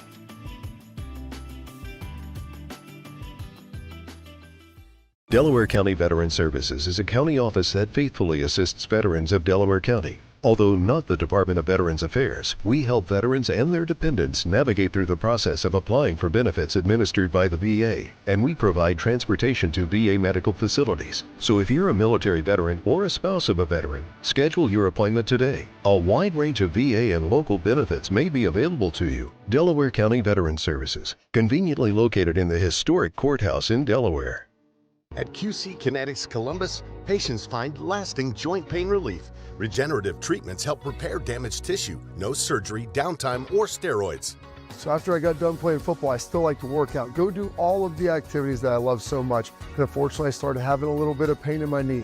That's when I went and saw my friends at QC Kinetics. We were able to go in there, get the consultation, get treated, and now my knees, well, they're as good as new. Call QC Kinetics today for your free consultation. Better starts here. Tito invited the new Russian family who moved in down the street to watch Rocky IV. It did not go well. I must break you. This is Morning Juice. All right, Morning Juice. Thank you to Albert Breer for joining us from MMQB. Always a great get for us. Bob, The Athletic, because they are in the middle of June here, end of June now, and they are doing things about talking about college football in the past and doing some rankings and whatnot. The other day they were talking about, they had an article about was the split national championships really a bad thing? When they had to vote for the championship, having two of them, was that a bad thing?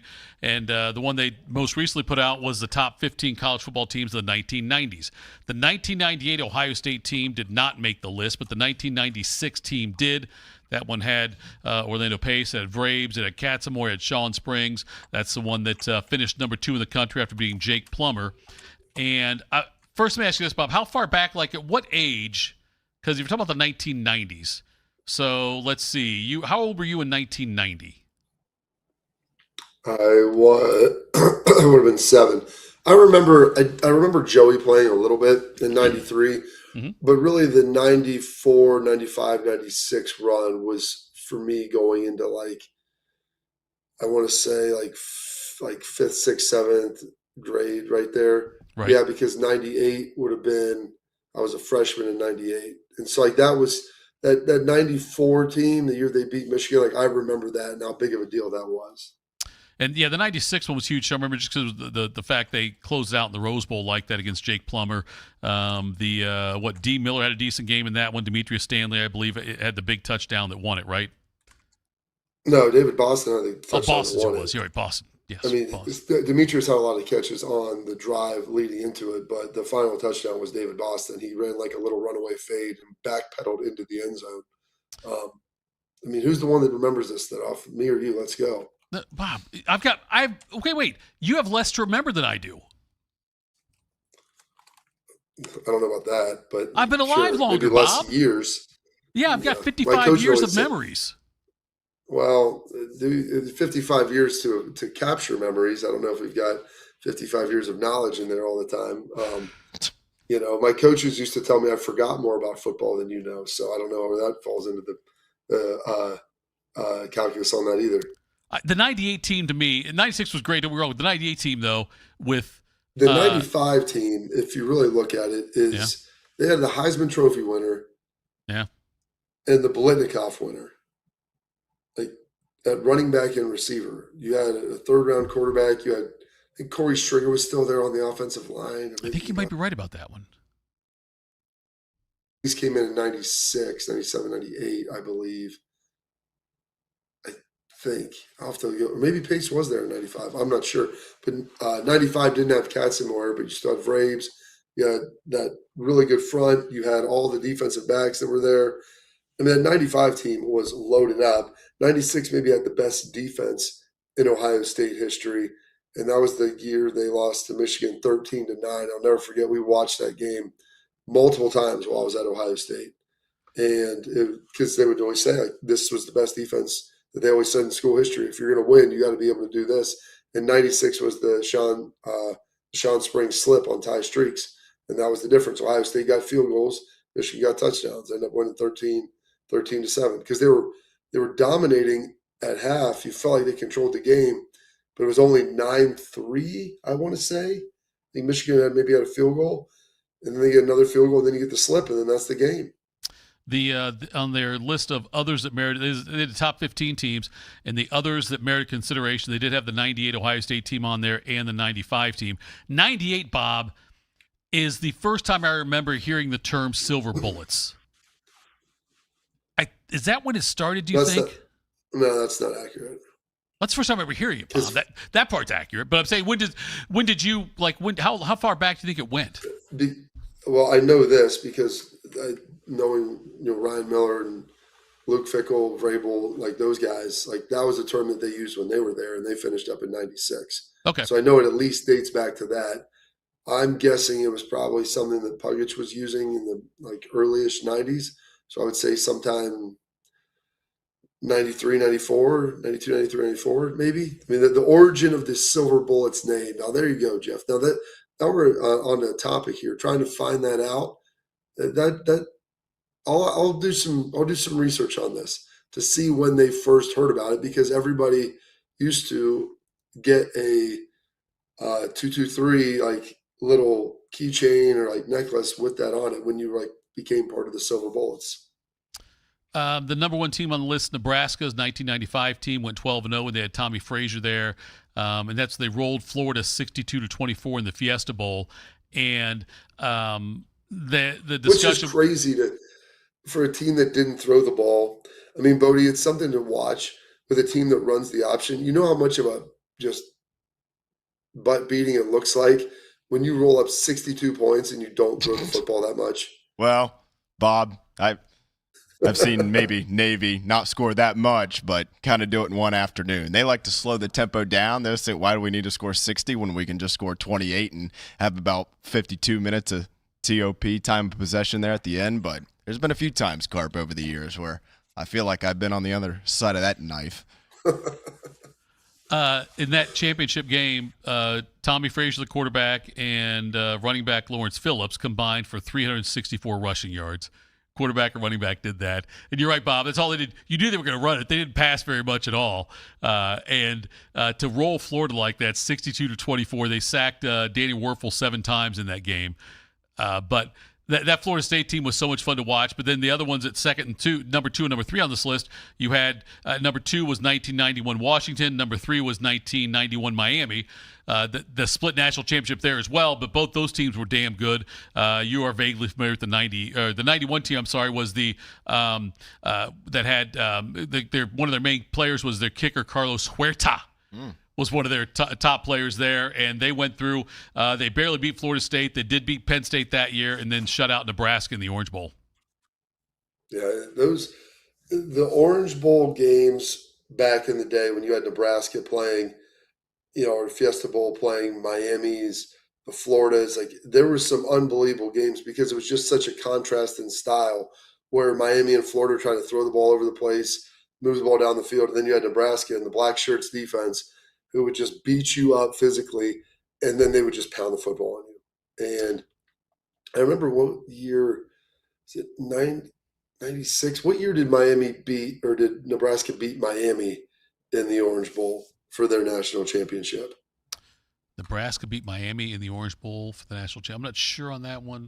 Bodie's going to look it up for us here, but I can see the game in my mind. I just can't remember what year it was. You can see it in your mind. I can see. That's all it counts, Bodie. I can see it in my mind. Replay it for us. I would love to kick replay off. It. Yes, right. I don't have your knowledge about the game scores from all the games and all of that, Bodie. You've got a weird. Orange Bowl looks like 97. Carp.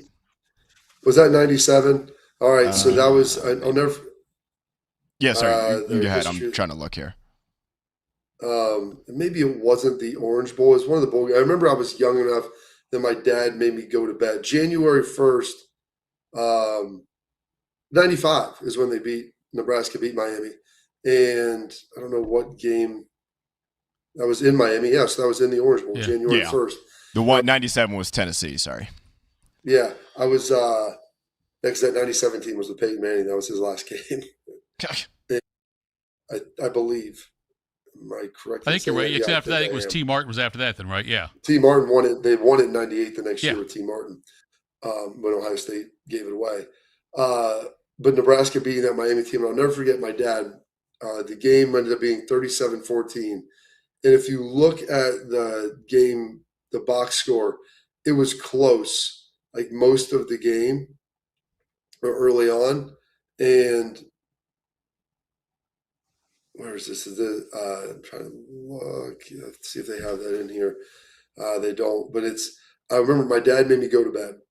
Because I was, 12 years old. He's like, you're not staying up till, 1 o'clock because it was a Monday. They used to be on Monday nights and we were already back for school. Yeah, the game was on New Year's Day. It was at night and we had school on the 2nd, which stunk. And he made me go to bed. And I was like, I woke up, I'm like, who won the game? He goes, well, Miami, it's like they're running around the first half. They're making plays or, doing what they need to do. He's like, in Nebraska, just kept running the damn ball on them and just kept running the damn ball. He goes, and then he goes, they hit 2 fullback dives on him in the second half. Oh, yeah. Yeah, like 30-yard rips right down the middle. Goes, right up the gut. Right up the gut. He goes, and those dudes weren't dancing anymore. He's like, they were spent. He's like, they're spending all their time celebrating this stuff. He's like, Nebraska's kept lining up and just bludgeoning them over and over. Again. And I'm like, all right. Again, exactly. Again, on the line. And he goes, they weren't too happy there in the second half and maybe ran out of a little gas. So those Nebraska teams were so fun just because it seemed like everybody was going to the passing attack and everyone's starting to run the spread. and they were literally like Navy, just still doing their same thing and doing it so well. They're one of the best teams in the country for like a 5-year stretch. They did the top 15 coaches of the 1990s as well. No surprise to me on this one, at least. Bobby Bowden, number 1 on the list in all 10 years in the top 5. In the ACC for 8 years during that run, as all the Florida State was in the ACC, they won the championship all 8 years. 109 wins, 43 ranked wins, and 19 top 10 wins for Bowden. Number 2, they had Bill Snyder, Kansas State, and number 3 was Spurrier. And Snyder, I know. Look, Snyder's. What Snyder did, he did more with less at Kansas State than Spurrier at Florida and Bowden at Florida State. But those Kansas State teams, they were fun to watch back then too, Bob. Well, what Chaz Michaels is to men's figure skating, Bill Snyder is to Kansas State football. I mean, some would say he is Kansas State football. It's like Joe Paterno. And what Bobby Bowden did, he built it. Yeah. And then he retired, and then they went to being bad again. Then he had to come back out of retirement. When we played one of those Kansas State teams, that one in the 90s, it was in 2003. But, I mean, you had Kansas State, Bodie, who was – I mean, they were like Indiana, except imagine like if they would have won the championship. But they got to be in the top 5. They were ranked high every year. They would win a lot of games. They were a fun team to watch. And Bill Snyder built all that. He did all that at a place that had never historically won. You go back and look before Bill Snyder at Kansas State, they were bad. Really bad. One of the worst. And, I was going to say in 2012, they were a game away from playing Notre Dame in the title that year. I wish the Irish had played them and not Alabama, but that was Colin Klein's, I think, senior year, probably, I have to imagine. He was up for the Heisman that year, too. But, yeah, he definitely did a heck of a job there. Tom Osborne from Nebraska checked in at 4, Barry Alvarez at 5, Joe Pa at 6, Philip Fulmer, Tennessee at 7, Dennis Erickson at 8, Stallings was 9 from Alabama. Bill McCartney was 10. Lloyd Card 11. And then you scroll on down. Holtz was 13, by the way, Bodie. But just that's dropped 2 spots too low. And they counting South Carolina in there too, or is that just Notre Dame? They threw Notre Dame and South Carolina both in there, Bob. Lou Holtz had 63 wins in 8 seasons in the 90s, and 3 straight major bowl wins, 1 sugar and 2 cotton for him. His first season, though, you remember what he did his first season, Bob, at South Carolina? 0-11. They beat Ohio State. No, his first season was 0-11. Yeah. Didn't beat anybody, actually. Didn't beat anybody that year. Yeah, right. It's a bunch of throwaway games up in Rochester. But at number 14 was John Cooper. And in the 90s, he had the 5th most wins nationally with 91. 27 wins against ranked teams, 7 in the top 10, 3 Big Ten championships, 7 ranked finishes, 3 in the top 10, 2 in the top 5, and also had Eddie George in there, coach the 1995 Heisman winner. Cooper will always be it'll stay with him all the way through. But as far as the lack of bowl success and more importantly the lack of wins against Michigan, but he is a damn important figure in Ohio State football history, just based on how he recruited. Well, what's interesting is he's almost like the test case for like the what might have been. If he wins one of those national championships in any of those years in the mid-90s, he's probably the top 5 coach here. But since he never was able to get over the hump, and then they didn't bring it up, but his record against Michigan, that's something else that hangs around him like an albatross. But you would have to argue from 93 to 98, I mean, Ohio State was as good as anybody. And it's interesting, they throw in there in the article that, Ohio State of all the blue blood programs is the only one to never have a major dip.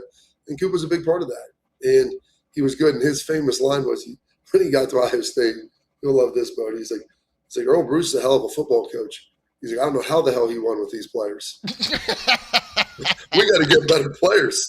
He goes, well, we got to get – he says it all the time. It's so great. He's like, we got to get better players. He said at the Ohio State coaching clinic, he goes, what did he say? He goes, you have to get players that are good enough to outplay your level of coaching. And people are sitting there looking at it. He goes, I'll tell you this, I ain't a very good football coach. I got Joey Galloway running down the outside and Terry Glenn, and you got Sean Springs playing DB and Orlando Pace. He's like, I can run behind Orlando Pace. He's like, so you just get better players. He's like, you got to get players that can outplay your level of coaching.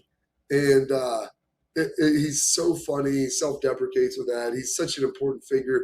He made Ohio State more of a national recruiting brand and started going going to Florida or Texas and getting like David Boston out of there and how big that was. And granted, they had a really good, ironically, like they brought in some great players, but it was always kind of some of the guys that they got away to, the Desmond Howards and the Charles Woodsons that went to Michigan, ends up being Heisman Trophy winners or national champions or whatever it may have been. And so like that's always kind of the dichotomy of, hey, he did a great job bringing in some guys, and look at like these Hall of Famers and Pro Bowl, all pros that he coached. And then ultimately, like some of the guys that he let slip away and trying to balance that. And the quarterback situation for him was always something that was a little tricky, trying to manage that. And, outside of Hoying, trying to figure out like who the guy was. So there's a lot of great stuff with Coop, but then there's always like this little color around the outside that, just always kind of prevented him from being probably in that top 5. Coming up next. Real quick, he's probably, and you could say this about a lot of coaches over the last 50, 60 years in the sport, but he's probably pretty high on the list of like, man, if they had a 14 playoff back then, or if they had a 12-team playoff back then, and maybe it didn't still result in a national title, but you win some playoff games, and that still makes a big difference in how people remember you over the long haul. Absolutely, yeah. He would have many teams. Well, the thing is, they lost all those games to Michigan. I mean, they would have gotten in. Like, you still would have gotten in an 8-team, hell, maybe even a 4-team. And then when you get there, like, they were beating other people, and then maybe you go on a run and get something done. Coming next, another Ohio guy we lost to Michigan will join us. We will get Ya Highness on, and Bob, he's in rare form, I can tell already.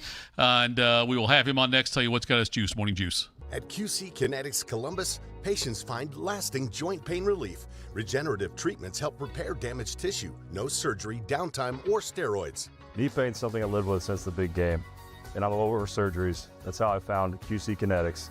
I was able to get in, see the doctors, do the treatment, and get my knee feeling basically brand new. I can work out, run, most importantly, chase my son around the house and the yard, and do my job without any pain. Call QC Kinetics today for your free consultation. Better starts here. I'm Tracy Townsend, anchor at 10 TV News This Morning. This community is my home, and it means everything to me.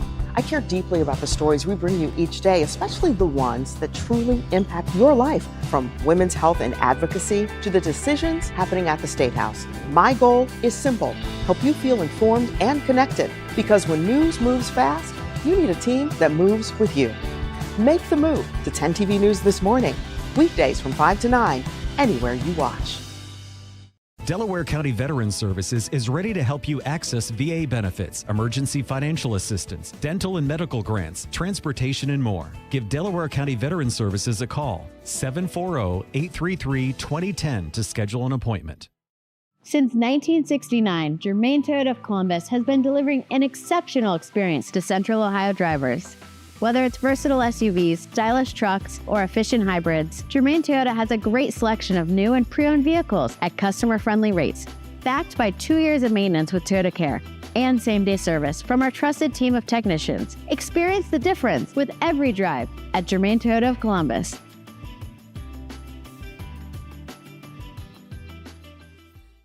What's the best way to make sure you don't miss any of your favorite fan shows? Oh, no. Download the Fan app, silly. Ah, damn it, I knew that. App Store, Google Play, or just scream right at your phone. Psst, you can also listen to Buckeye games. Do it now.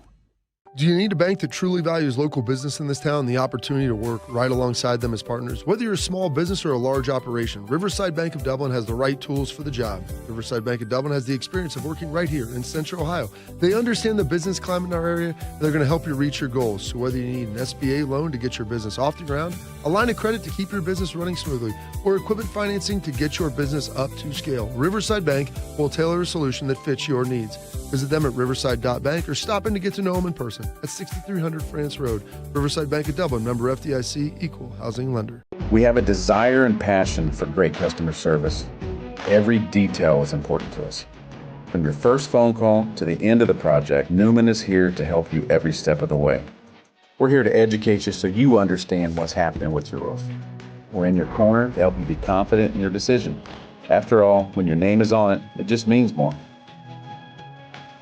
We are Newman.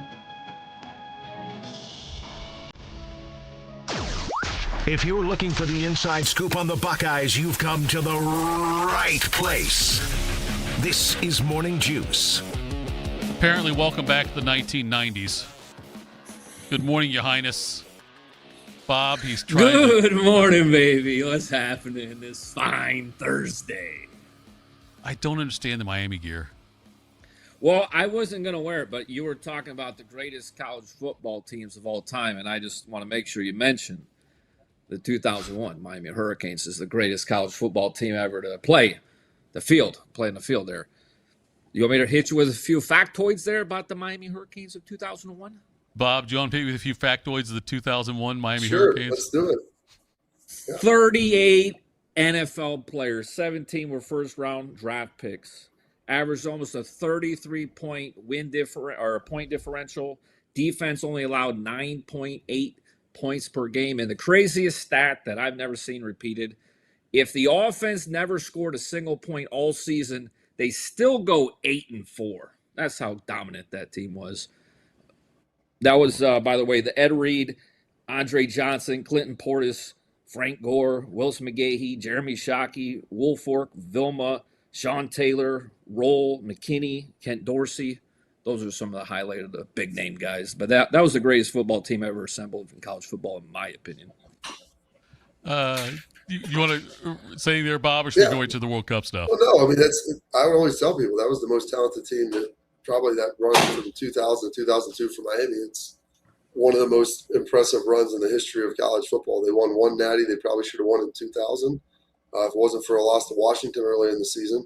And, then they got upset by us because they were really the most undercoached team that I'd ever seen. So there's something about let your players play and get out of the way. But, they ran the most basic stuff just because they had better players than everybody else. And that you can do that until you run into a team where things get close, the margins get tight, and you get some injuries. And obviously the loss of McGahee in that game played a huge, huge impact. Ya Highness, by the way, he is Chad at WeWinUwin.com, and also at Shut Up and Bet is where you can find his stuff he puts out there on the YouTubes, as he likes to call it. World Cup soccer, is it still, has it been, will it continue to be profitable for you? I'm finding a new love for the round ball, as they call it, football there worldwide. But yes, it's been great. We're now just finishing up a group play. USA has a meaningless game tonight if you want to stay up late, but they're not playing their stars. And it doesn't matter how many goals they win by or how many they lose by, they're still the number one seed. But yeah, we're going to get into the round of 64, which is a little bit different this year. If you are a soccer fan, you're probably used to the round of 32. So it has expanded since 1998. Only three, that's 7 times, by the way, of 3 of the odds-on favorites, which, by the way, is France this year, have actually gone on to win the World Cup. So be careful of your heavy odds-on favorite, France, maybe not the favorite. I mean, they are the favorite, but maybe not the team that wins this year. We've seen a barrage of goals. Think of Germany putting up 7. Think about Argentina with Messi. I mean, there's been just a ton of goals in a lot of these games. If we use the last World Cup in 2018, we saw an average of 2.64 goals in group play drop all the way down to 2.19 in the elimination matches. So I think we see a lot less goal scoring, a lot more defense, a lot more conservative play. So keep that in mind if you're betting over-unders.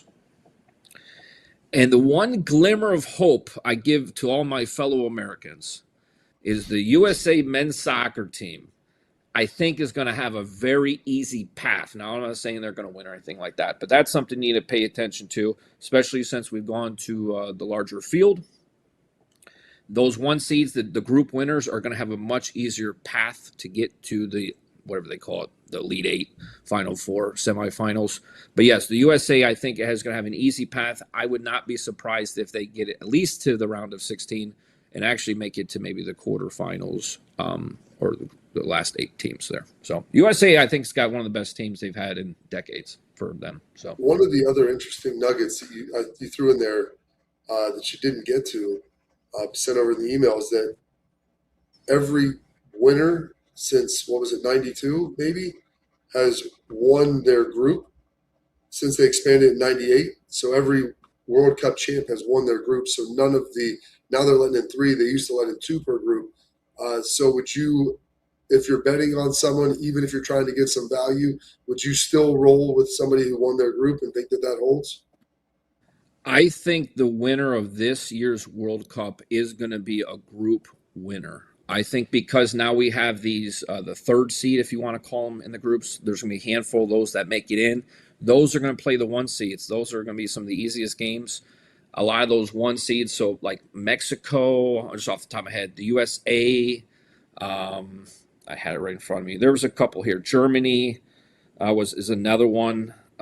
Brazil, I think, was Argentina for sure. But yeah, these teams are going to have basically a walk into at least the round of 32 and probably into the round of 16. It's going to be that simple for them. So yes, key in on those teams that dominated and won those groups and are going to be the higher seeds. I just think their path to get to the, let's say, the final 8 teams is going to be much easier. Get you out of here on this one, Ya Highness. Where are we at on the 100 to 1 million? I haven't done it in a few days. It's been crazy busy with just different stuff in my life. But probably after the holiday, after the July 4th holiday. By the way, you guys going to be on the radio next week? We're on Thursday and Friday, yeah. Okay, I'll see you Thursday then. But yeah, I will be traveling all next week, so it might be over the phone or something like that. But yeah, July 4th is my second favorite holiday, so I get jacked up. I run around like Uncle Sam on whatever illicit drug I could be on. But yeah, I love it. I mean, I'm rocking the red, the white, and the blue. The stars and stripes. Call me Mr. Star Spangled Banner. Come on, baby girl. All right, you got any advice for our listeners, how they should spend their day today? Yes, cheering on the USA. I know we just buying out a worthless game, but this could be the first time in my lifetime that USA men's soccer team collects 9 points in group play. I don't think it's ever been done in my lifetime, so this is kind of a momentous moment there for U.S. men's soccer team. But other than that, make sure you put the fireworks in the right spot and point them at the right spot and keep them away from the kiddies. What was that JPP down there with the New York Football Giants to walk around like this now? Yeah. He's trying to wave high and he's throwing gang signs. You know what I mean? Watch out. Fireworks can lose digits. So that's all.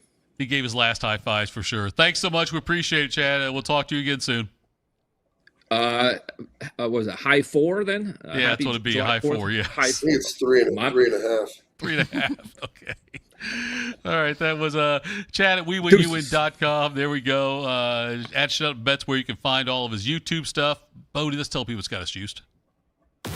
What's got you juiced? Sponsored by Newman Roofing. For all your roofing, gutter, or siding needs, call Newman Roofing today at 614-NEW-ROOF or visit online at newmanroofing.com.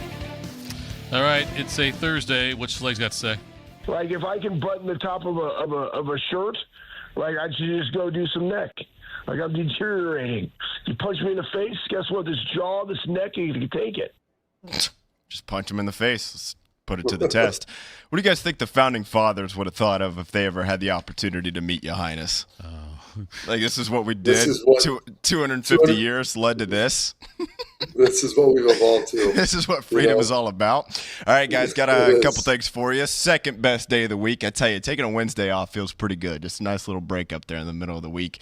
And made my way to the movie theater yesterday, and I can tell you guys, I could be 9 years old, 29 years old like I am now, or 99 years old, and you throw those talking toys together, Buzz, Woody, and the gang, and put an hour 45 together, and I'm going to love every single second of it. So I went and saw Toy Story 5 yesterday, and it was really good. Not quite as good as the first three, kind of more on the level of the fourth one, if you've seen the first four there. Kind of more, maybe a little bit of a step down, but still loved it, still enjoyed it. It was pretty good.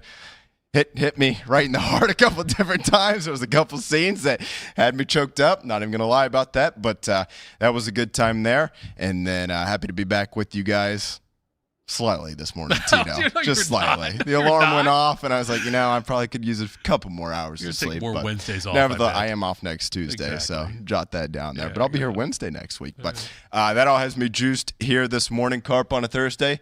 What has you juiced, sir?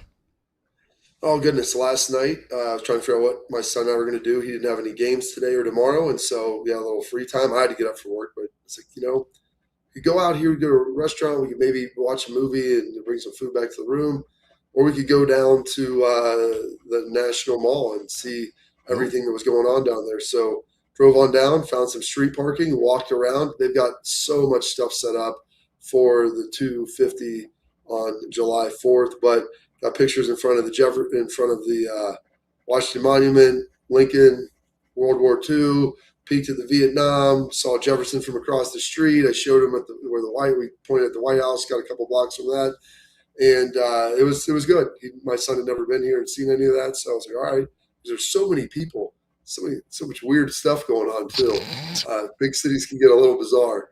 And some of the things that were going on, looked like some sort of dance revolution contest on the steps of the Lincoln Memorial, for heaven's sake. But ran into a couple of his buddies from his lacrosse teams that were walking around there as well. So fun time. And then had dinner with my cousin again. And we'll be here the rest of the day, and then doing some XM at 3:00, heading down to Philadelphia, where we'll be here for the rest of the weekend. So good stuff with that, and just continue to help work on things with my dad back there in Columbus. So praying on that, and hoping the good Lord will deliver us there. What's got you juiced that off?